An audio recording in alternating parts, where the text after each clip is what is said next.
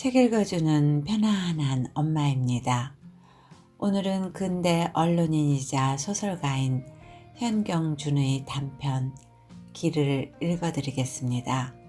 작가는 1909년 한북 명천에서 출생했으며 1934년 조선일보에 소설 마음의 태양을 발표하여 데뷔했습니다.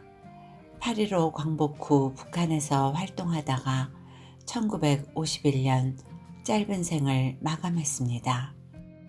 오늘의 낭독이 여러분 모두에게 편안한 휴식의 시간이 될 수 있기를 소망하며 구독과 좋아요, 알람 설정을 해주시면 감사하겠습니다. 지은이, 현경준, 길. 벌써 사흘째다. 무슨 일로 결석을 하는지 이웃에 사는 녀석들과 물어도 모른다고 하며 집도 어느 모퉁인지 딱히 안다는 녀석이 없다. 시골 농촌과 달라 한반에 다니는 동무라도 피차 서로 주소를 모르고 지내는 것쯤은 보통사라 하겠지만 그러나 인규에게 한해서만은 그럴 리 없을 것 같다. 공부를 잘하고 동무 사이에 싸움 한번 하는 일 없고 운동도 잘하고 게다가 급장까지가 아닌가. 누구든지 그에게 대해서만은 악의를 가지는 일 없고 서로 다투어가며 친하게 지내려 애쓰는 반내의 인기자인데 어째서 그의 주소를 모를까? 근방에서 사는 줄은 알지만 어느 모퉁이가 그의 골목이며 어떤 집이 그의 거주하는 집인지는 통히 모른다니. 그러면 이때까지 그가 반내의 인기자였다는 것은 전부가 자신의 잘못된 추측이었던가? 만약 그것이 자기의 잘못된 추측이었다면 그러면 사흘 동안의 그의 결석에서 반내 동무들이 모두가 섭섭해하며 자꾸 외는 것은 무슨 까닭일까? 아무리 생각해봐도 정확한 단정은 얻을 수가 없다. 영식은 다시 한번 빽빽하니 들어찬 중대가리들의 얼굴들을 둘러본 다음 창밖을 내다보며 속으로 오늘은 방과 후 백사불고하고 인규의 가정방문할 것을 궁리했다. 그러는데 하악 종소리가 울려온다. 바로 마지막 시간인지라 빡빡머리들은 영식의 명령이 내리기가 바쁘게 도구들을 책보에다 걷어싸며 왁자지껄 떠들기 시작한다. 교실 내에는 이내 보야니 먼지가 일기 시작한다. 옆 교실에서는 벌써 기립, 예 소리의 뒤를 이어 책상을 들어올리는 소리가 요란하게 인다. 한시바삐 뿔뿔이 흩어져 가려고 초조해하는 녀석들을 교정에 정돈시켜 놓고 매일 되풀이하는 내일의 주의를 형식대로 판에 박은 듯이 일러준 다음 해산을 시키고 교무실로 돌아오니 무의식 중에 긴 한숨이 흘러나오며 늘어진 기지개가 켜진다. 시계를 쳐다보니 10분 전 4시다.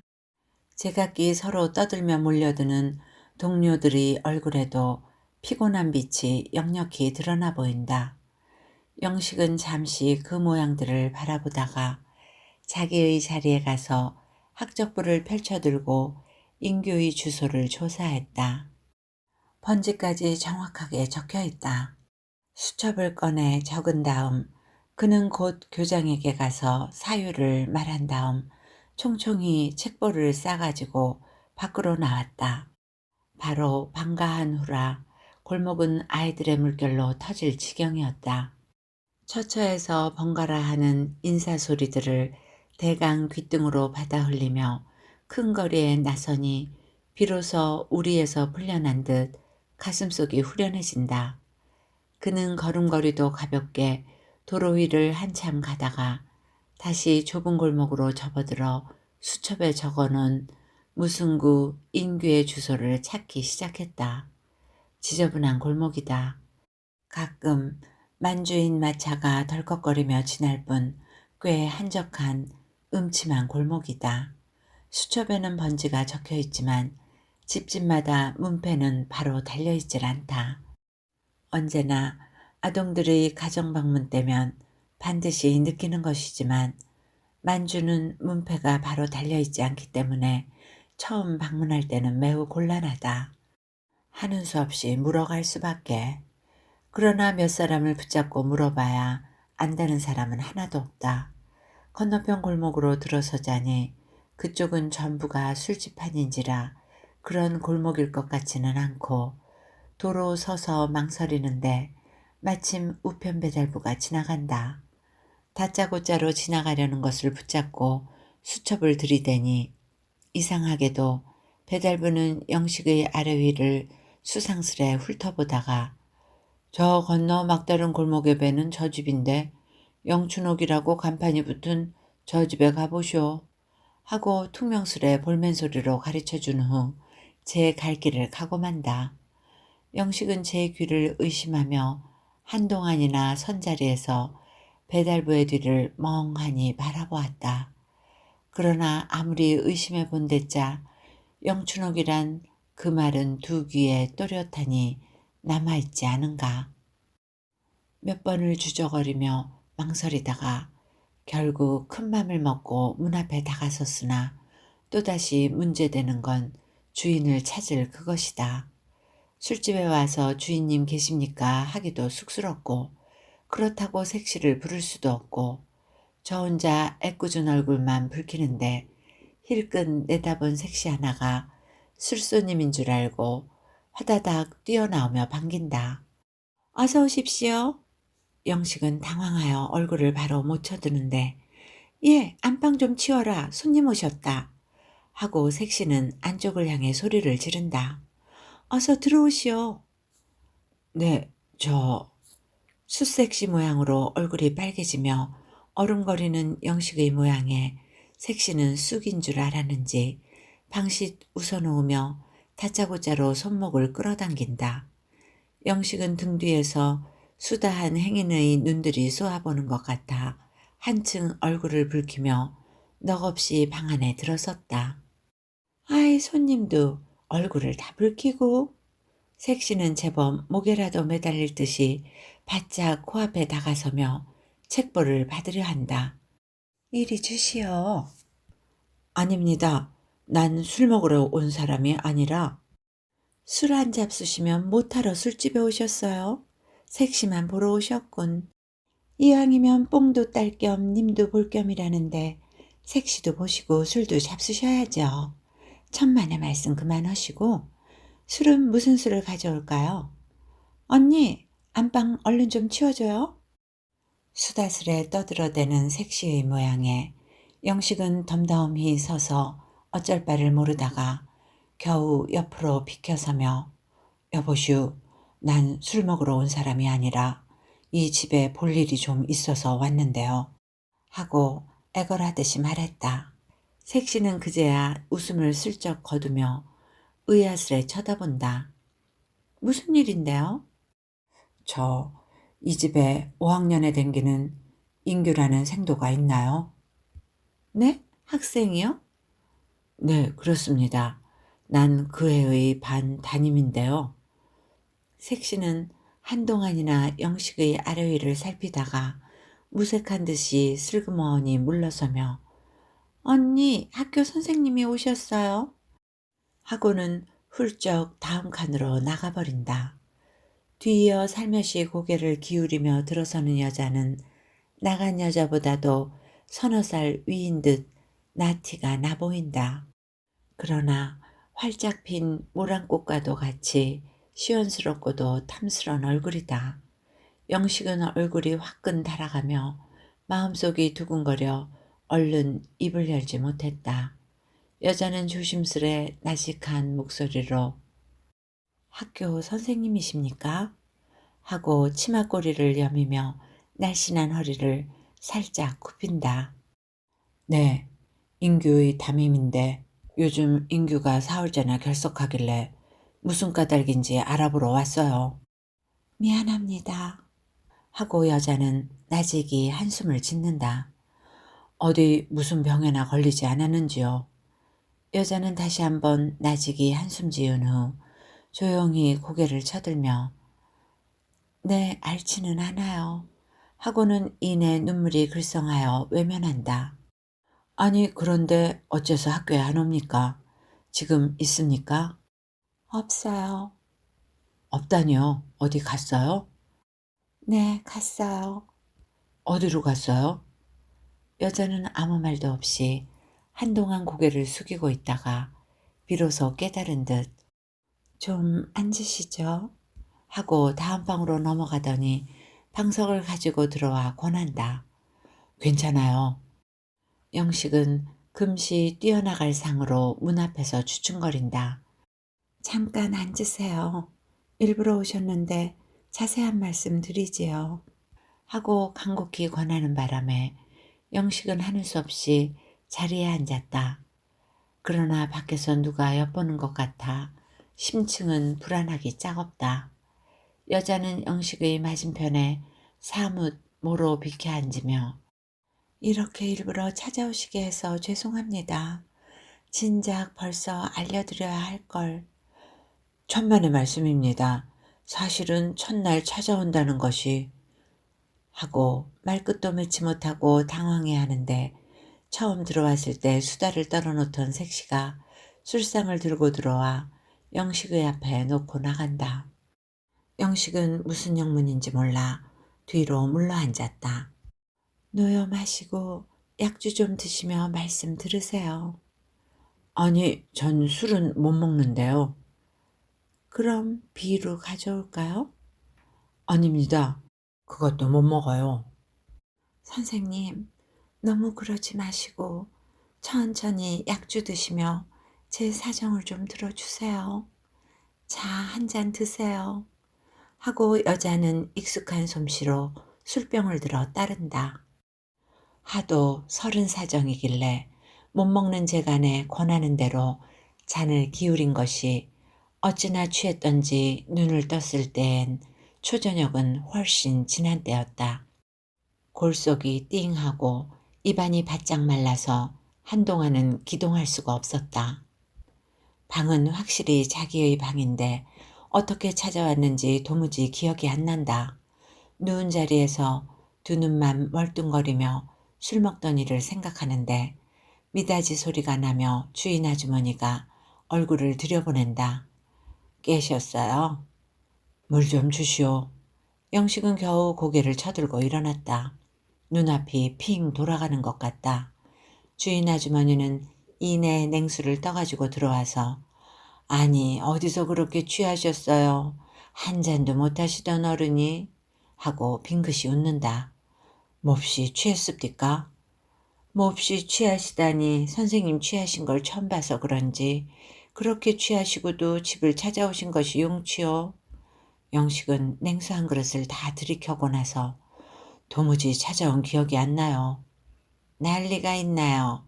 그렇게 취하시고서야 진지 가져오리까? 저녁을 안 먹었던가요? 저녁이 다 뭡니까? 문턱을 요행 넘어섰는데요.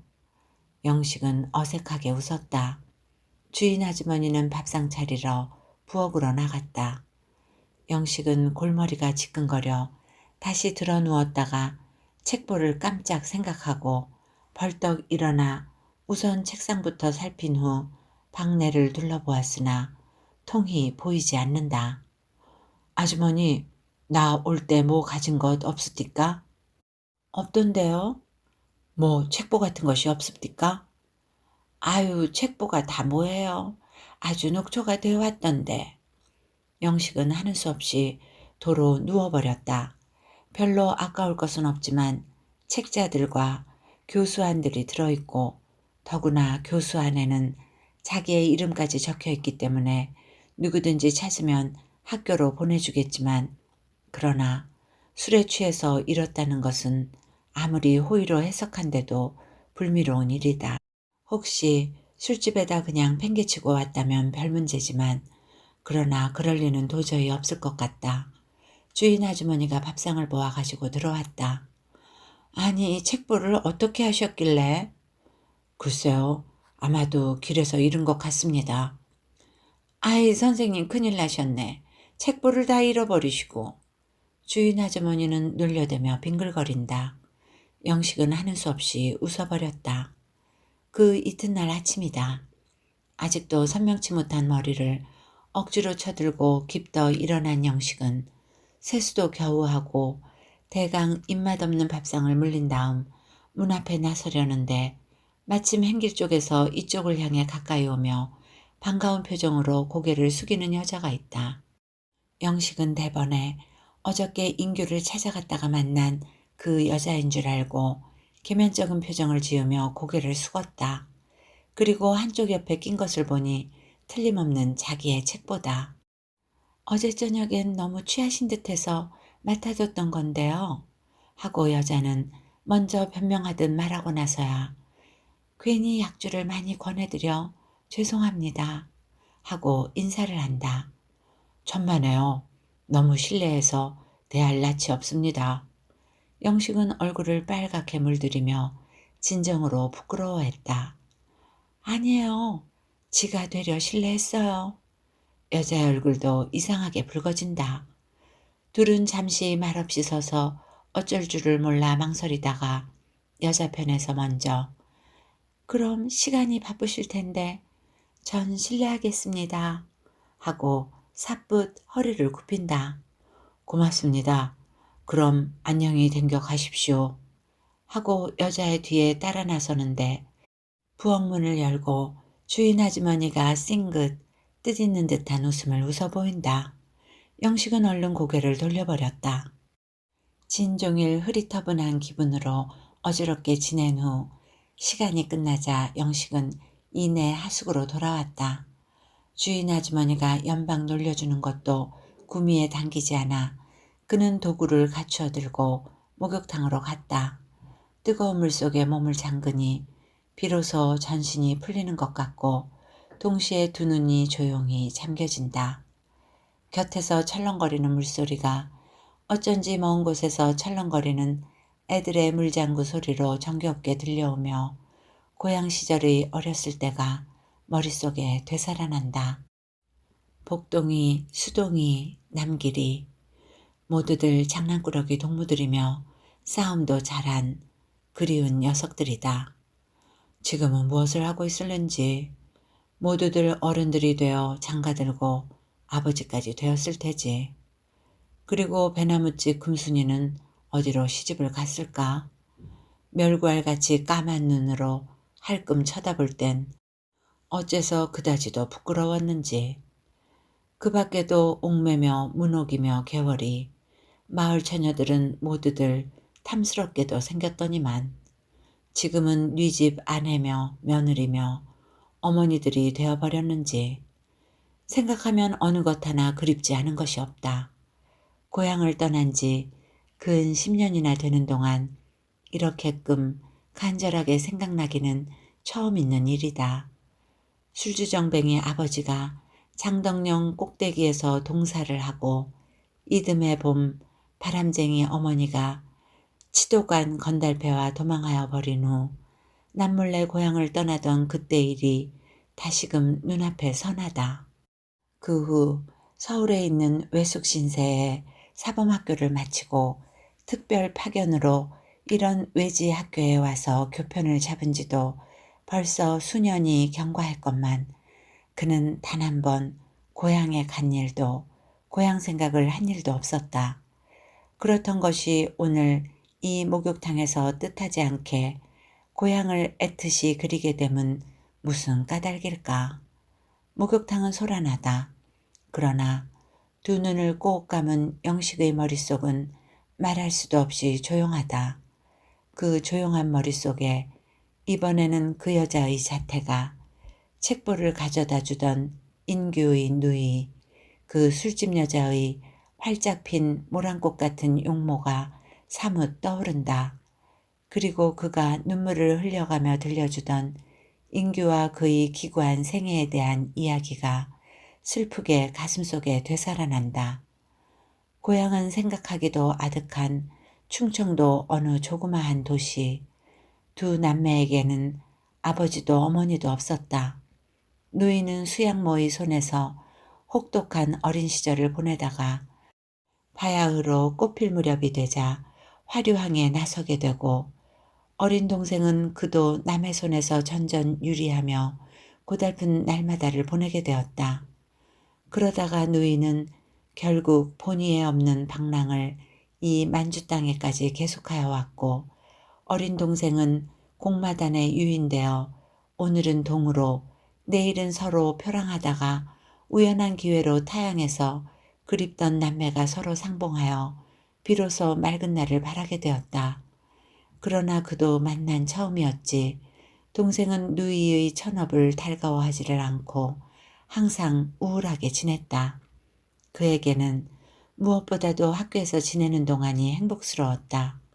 그러나 학교에서 돌아올 때면 언제나 어두운 뒷골목은 그의 좁은 가슴속을 괴롭혔다. 언제 한번 동무들을 버젓이 데리고 자기의 집에 찾아들지를 못하고 그늘로만 헤매었다. 그것을 잘 알고 있는 누이는 온갖 애를 다 태우며 위로했으나 그러나 어린 것의 마음은 조금도 가시어지지를 않았다.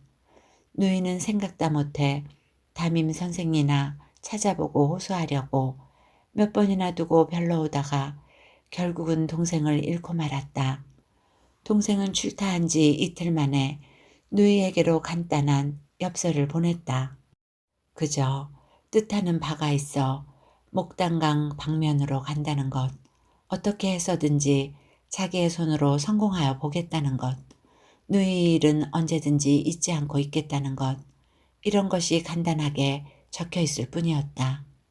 거나하게 취하여가는 머릿속에서 인규의 그림자가 어른거릴 때 영식은 울며 하는 여자의 이야기에 몇 번이나 눈물 지었는지 모른다. 그것은 그 여자의 이야기가 어쩐지 자기의 사정과도 같았기 때문이다. 그러한 누이가 자기에게도 있었다면 얼마나 행복스러웠으랴. 생각할수록 안타까운 심정이다. 만약에 자기의 힘으로 할 수만 있다면 두 남매를 위해 무엇을 아낄까 보냐. 그러나 동생은 이미 행방을 감추고 말았다. 마음에 없는 웃음을 파는 것도 인젠 뜻없이 됐어요. 지나간 땐 남에게 매인 몸이라 할 수 없이 청춘을 팔아왔지만 인제부턴 진정으로 동생을 위해 이 몸을 바치려 했어요. 그렇던 것이 이렇게 되고 보니 선생님, 전 이 몸을 이바지할 데가 없습니다. 누구를 탓할 것도 없지만 너무도 야속치 않아요? 목욕탕하는 더 한층 소란해진다. 바로 저녁 전이라 벌떼같이 몰려들었다간 밀려나가고 밀려나갔다간 몰려든다. 영식은 전등이 켜져서야 목욕탕을 나와 집으로 돌아왔다. 사지가 나릿하여 저녁 먹을 생각도 안 난다. 그러나 막상 상을 받고 나니 식욕은 무럭 치민다. 밥 한 그릇을 오래간만에 다 먹고 나서 마루에 나와 저녁바람을 쏘이노라니 이상스레도 마음이 설렌다. 누구든지 찾아와서 밤이 새도록 이야기라도 들려주었으면 좋을 것 같다. 그는 부엌 쪽에서 설거지를 하느라고 딸깍거리는 주인 아주머니의 생각을 해본다. 그 늙은 아주머니라도 마주 앉아 이야기를 주고받으면 안타까운 심사가 풀릴 것 같다. 바로 그런 때에 1학년 담임 H가 찾아왔다. 말할 수 없이 반갑다. 이거 어쩌다가 왔는가? 저녁 먹고 산보 나왔던 길일세. H는 뚱뚱한 몸집을 의젓이 영식의 앞에 가까이 들이대면서 수건을 꺼내 이마에 땀을 씻는다. 저녁 반주 바람인가? 한잔 했더니 어찌도 밥맛이 나는지 한 그릇을 다 먹고 나니 배가 불러 견딜 수가 있어야지. 아주머니께서 요새 평안하신가? 응, 별탈 없이 바가지만 잘 긁네. 그냥 남봉을 부리는 모양이지? 안 부리면 어쩌는 수가 있나? 늙은 예편내를 둔 놈이라 그도 숙명이지. 교육자가 너무 그러면 못 쓴다네. 교육자? 여보게 객담 좀 그만두게. 교육자가 다 뭔가? 듣기 좋게 월급쟁이라지. 언제 보든지 쾌활한 H의 그 모습에 영식은 다정스런 미소를 소리 없이 짓는다. 둘은 한동안 한담을 주고받다가 H의 편에서 먼저 웃줄 일어서며 어디 거리라도 한 바퀴 돌아볼까? 하고 영식의 대답도 기다리지 않고 먼저 나선다. 글쎄, 영식은 잠시 주저거리다가 아무 반대도 없이 H의 뒤를 따라 나섰다. H의 뒤를 따라 거리에 나섰다가 까닭모를 심사에 이끌려 다시금 그 영춘옥 인규의 누이를 찾은 뒤로부터 영식은 낮이나 밤이나 걷잡을 수 없는 술렁거리는 제 마음에 온회의 일과를 잊게 되었다. 상학 시간이 되어 아이들에게 교수하다가도 인규의 빈자리만 보면 이내 어지러운 그림자가 눈앞에 어른거리게 되고 더구나 밤이면 진기 반복으로 야릇한 충동과 싸우게 되는 것이었다. 생후 처음으로 사귀어 본 이성이 되어서 그럴까? 세상에서는 거리의 계집이니 창년이 하며 천하게 여기고 멸시하여 오는 그 여자가 영식에게 있어서는 세상에 다시 없는 신성하고 아름다운 존재. 다시 말하면 그에게는 태양의 존재와도 같았던 것이다. 그 눈치를 알고 H는 처음엔 놀려주다가 나중에는 진정으로 충고를 했다. 여보게, 자넨 아직 너무 쑥이 돼서 큰일이네. H의 이 말에 영식은 긴 한숨을 뽑고 나서 탄식조로 그야 내 자신인들 그걸 모르는 것은 아닐세. 자네 말 맞다나 나는 아무것도 모르는 쑥일세. 쑥이기에 세상 사람들이 모두 나무라는 천한 계집을 두고 이렇게 상심하고 있는 것이 아닌가. 여보게, 낸들 자네의 마음을 모르는 것은 아닐세. 하지만 한 여자를 사랑한다는 것은 결국 내 몸을 전부 그 여자에게 바친다는 것이 아닌가. 그야 물론이겠지. 그렇다면 말이야. 자네가 그 여자를 사랑한다면 반드시 자네의 모든 것을 그 여자에게 바쳐야 하지 않는가? 그렇지. 모든 것을 바쳐야 하지. 그러기에 말이 아닌가. 자네가 모든 것을 그 여자에게 맡긴다지만 그 여자는 결국 자네의 아무것도 용납할 수 없는 여자가 아닌가? 왜? 무슨 까닭으로? 묻지 말고 냉정하게 생각해보게. 사랑이란 것도 결국은 이기적 합리적인 것이지 절대 지상적이고 신성한 것은 아니니까. 아닐세. 그건 자네의 억설일세. 난 지상이니 신성이니 또는 그와 반대로 이기적이니 합리적이니 그런 것을 염두에 두고 그 여자를 사랑하는 것은 아닐세. 한 이성이 이성을 사랑한다는 것, 그것은 말로나 그 어떤 관념으론 절대 해석할 수가 없는 것이라고 생각하네. 사랑이니 뭐니 하는 것도 결국은 인간 자신이 지어낸 말이지. 이러한 말부터가 벌써 해당치 않는 것일세. 그것은 우주의 본능이며 창이라고 난 생각하네. 이것도 자네 신비론이 나오네 그려. 아닐세. 신비론도 아무것도 아닐세. 그저 자연이라고 난 생각하네. 그렇잖은가? 내가 세상 사람들이 천대하고 멸시하는 그 여자를 사랑한다는 것, 이것처럼 자연스럽고 순리인 것은 없다고 생각하네. 어째서 그런가? 그것은 사회의 인습으로도 법칙으로도 막을 길이 없고 해석할 수가 없기 때문일세. 자연이란 사회의 인습이나 법칙으론 꺾을 것이 못 되니까. 불가하네. 자네가 언제인가 들려주던 그 서양 시인의 시보담 더 난해할세. H는 어이없는 웃음을 웃으며 담배를 꺼내 붙여문다. 사실 영식은 자기 자신으로도 난해라고, 아니 수수께끼와도 같은 일이라고 생각지 않을 수가 없었다. 자기가 그 여자를 사모하게 되는 거기에는 진정코 그 어떤 복잡스런 야망이라든지 또는 방종한 기분은 조금도 없다. 자기의 말 맞다나 거기에는 아무런 이기적이니 합리적이니 하는 그런 것은 털끝만큼도 없다. 그저 그리운 마음, 존경하는 마음, 동정하는 마음, 사랑하는 마음, 조금도 거짓없는 진정이었다. 그 여자의 앞에 있어서는 교육자란 것도 인습이란 것도 사회란 것도 모두 소용없는 헛 껍데기들이었다. 이러한 것을 알고 그 여자의 편에서도 영식에게 대한 마음이 날로 뜨거워 올랐다. 그렇지만은 그는 그와 동시에 영식이처럼 이성을 잃지는 않았다. 그녀는 자기가 그 어떤 처지에 놓여 있고 영식이와는 모든 것이 조금 더 어울리지 않는 것을 잘 알고 있었다.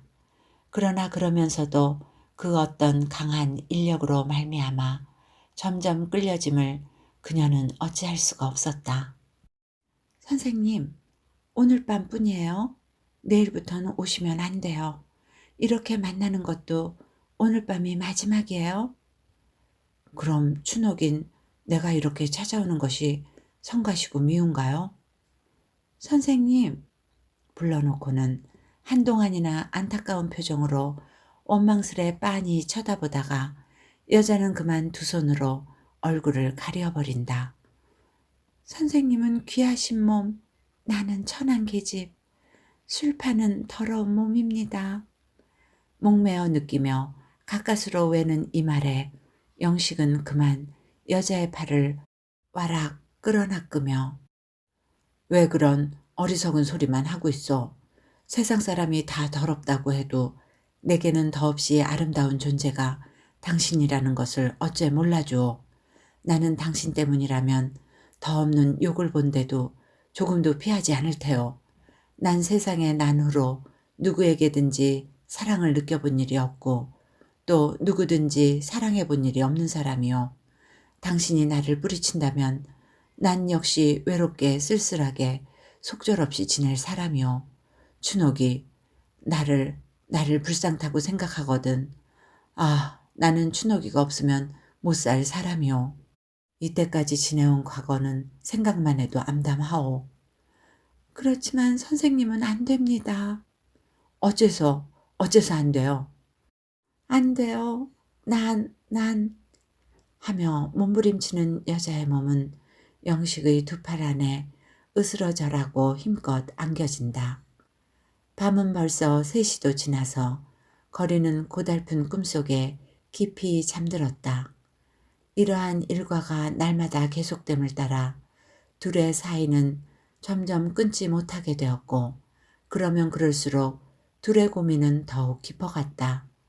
더구나 영식의 고민을 한층 더하게 하여준 것은 직책상 문제였다. 그렇지 않아도 이때까지 몇 해를 내려오는 동안 그는 교육가와 자기의 문제에 대하여 여러 가지로 회의를 품어왔고 때로는 환멸을 느껴왔지만 춘옥이와 관계를 맺은 뒤로부터는 완연 사상이 달라졌다. 모든 것이 모방이고 인습적이고 고정적이고 창의가 없고 부자유한 고루한 비진실적인 것 같은 교육자들의 생활에 염증이 생기게 되었다. 그들의 생활에는 진실이란 것은 조금도 없는 것 같았다. 수신 시간에 윤리를 논하고 도덕을 논하는 그들의 등 뒤에서 어른거리는 그림자는 그 얼마나 어지러운 것들인가. 서로서로 아랫사람을 흘겨보고 윗사람에게 아첨하는 추잣물들이고 허위와 기만으로 충만한 속물들이었다. 그러한 것들과 몇 해를 내리 사귀어 왔다는 것이 참말 신기스러웠다. 하루속히 결별하여 버리는 것이 자신을 구하는데 가장 빠른 길일 것 같았다. 그러나 동시에 양심적으로 돌이켜 따져볼 때 자기는 일찍이 교단에 나설 때 그 천진난만한 어린 생명들을 위해 하늘의 태양은 못 될지언정 별쯤은 돼보리라고 맹서한 일이 있었다. 그리고 그 때문에 자기는 될 수 있는 한까지는 최선을 다해서 아이들의 훈육에 애써왔다. 그렇던 것이 지금에 와서는 한 계집으로 말미암아 그도 세상에서 가장 천한 계집이라고 나무라는 창녀 때문에 자기의 직분을 망각하여 버리려고 하는 것이 아닌가. 계집을 따른다면 결국은 아이들을 버려야 한다. 그러면 자기는 이때까지 멸시하여 온 그 속물들과 무엇이 다를까.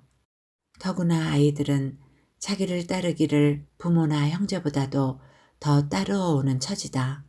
그러한 어린 것들을 매몰하게도 버리고 계집을 따른다는 것은 정말로 양심에 저린 일이다. 그는 오랜 악몽에서 깨어난 듯 비로소 제 자신을 스스로 꾸짖고 오래간만에 아이들의 일을 생각해 보았다.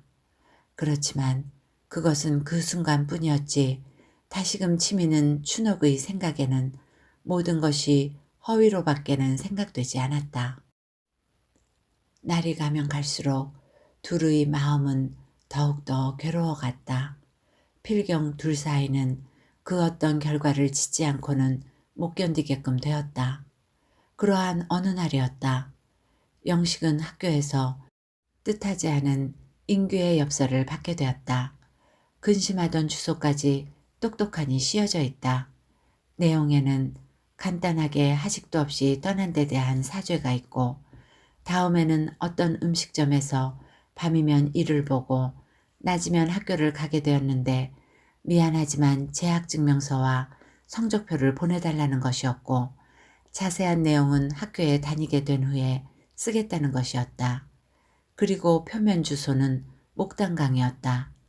영식은 방과 후 하숙에 돌아와서 밤이 되기만 고대하다가 시간이 되자 불이 나게 춘옥이를 찾아갔다. 가보니 춘옥이에게도 엽서는 와 있었다. 영식이가 사실을 이야기하자 춘옥은 영식의 가슴에 팍 매달리며 주소를 가르쳐달라고 조른다. 하는 수 없이 영식은 엽서를 꺼내주었다. 춘옥이는 엽서를 껴안고 마치 동생을 만나보기나 한 듯이 눈물을 흘려가며 반가워한다. 그 이튿날 영식은 손수 인규의 퇴학원서를 써서 교장에게 바친 후 재학증명서며 성적표를 작성하여 인규에게 붙였다. 그러고는 책벌을 걷어 싸는데 배달부가 뜻하지 않은 전보를 전하고 간다. 서울 외사촌 형께서 보낸 것인데 외숙께서 사망했다는 전보다. 영식은 눈앞이 아찔함을 느끼고 한동안 책상 위에 마구 엎드렸다. 친부모보다도 더 보살펴주던 외숙이다. 지금만치라도 신세가 된 것은 오로지 외숙의 덕택이 아닌가. 그러한 외숙을 생전시에 다시 뵙지 못하고 말았다니 새삼스레 자신이 서럽고 원망스러웠다.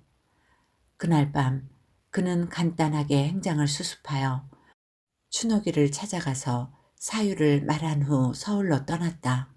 수일 후 외숙의 장례도 끝난 후 영식은 학교 일도 일이려니와 춘옥의 일로 하여 외사촌네가 굳이 말리는 것도 뿌리치고 돌아왔다. 마침 점심차라 그는 역에서 내리자 곧 학교로 왔다. 간단한 보고를 인사에 겸해서 교장에게 한 후 잠시 망설이다가 그만 큰 맘으로 춘옥이를 찾아가니 뜻밖에도 춘옥이는 그림자도 찾을 수 없게 되어버렸다. 같이 있던 여자에게서 목단강행 차를 탔지만 어디로 가는지는 일러주지 않아 통히 모른다는 사실을 알고 영식은 이내 인규의 환영을 머리에 그리게 되었다. 그러나 그가 하숙에 돌아와서 주인 아주머니가 꺼내주는 편지를 펼쳐보았을 때 그는 졸지에 하늘이 콱 무너짐을 느끼지 않을 수가 없게 되었다. 선생님, 이렇게 떠나는 죄를 용서하시기 바란다기보담 지나간 날의 거짓을 용서하시기 바랍니다. 선생님을 놀리고 속였다는 거기에 대해서 관대하게 용서하시기를 비옵니다. 그야 선생님께서도 저 같은 계집을 진정으로 사랑하시지 않고 일시 심심풀이로 사랑하였다는 것을 저는 잘 압니다. 하지만 제 편에서 선생님보다 더 거짓이었다는 데는 선생님께선 좀 노여우실 것입니다. 그러나 때가 흐르면 모든 것은 잊혀지는 법입니다.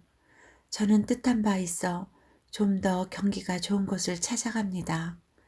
사랑이니 무애니 하는 것보다도 돈을 벌어야지요. 선생님은 수많은 어린 것들의 교육에 내 몸을 바치시지만 저는 저 한 몸의 안위를 위해서 돈을 벌어야겠어요. 행방은 감옥사 방면으로 정했습니다. 그럼 이만하고 그칩니다. 네네, 안녕히 계십시오. 추녹 올림. 밤이 새도록 생각해 보아야 도무지 진정할 수가 없고 믿을 수가 없는 일이다. 모든 것이 추녹의 가정인 것이 아니라 진정으로 생각되었다. 결국은 자기를 위함에서 빚어진 한 비극이다. 그는 날이 밝기를 고대해서 시간이 되자 조금도 주저치 않고 교장 관사를 방문한 다음 사정에 의하여 사직하겠다는 사실을 고백했다. 그러고는 학교에 나와서 이내 사직원을 써서 제출했다. 동료들은 여러 가지로 궁금한 듯 헤어물었지만 H만은 벌써 모든 것을 죄다 알아채고 슬픈 빛을 띠고 바라볼 뿐이었다. 그날 밤 목단강행 야행차로 영식은 몇 해 동안 정을 들여온 모든 것에게 하직을 고했다. 전속 나온 사람은 주인 아주머니와 H뿐이다. H는 연방 담배만 태우며 떠나는 벗을 위해 위로와 격려의 말을 아끼지 않는다. 뒷일은 걱정 말고 그리 가면 위선 내가 일러주던 그 사람을 찾아라. 유력한 사람이다. 나와는 젖을 나눠 먹은 처지니까 더 말할 필요도 없는 벗이다. 성이나 관청 방면에도 유력하고 유수한 실업가로서 내 말을 하고 일자리를 말해라. 나도 곧 편지하겠지만 그러고 취직만 하면 곧 결혼을 해야 한다. 그때면 나도 가겠지만 하고 싱긋 웃는 바람에 영식이도 웃고 눈물이 글썽하여 어둠 쪽만 바라보던 주인 아주머니도 웃는다. 영식은 진정으로 H의 손을 꽉 쥐었다. 잘 있게, 잘 가게, 아주머니 안녕히 계십시오. 이 말에 주인 아주머니는 끝내 두 손으로 얼굴을 가려버린다. 영식은 조용히 돌아서서 차에 오른다. 이야기는 여기까지입니다. 재밌게 들으셨는지요? 좋은 시간이 되셨기를 바라며 여러분 모두 오늘도 건강하고 행복하세요.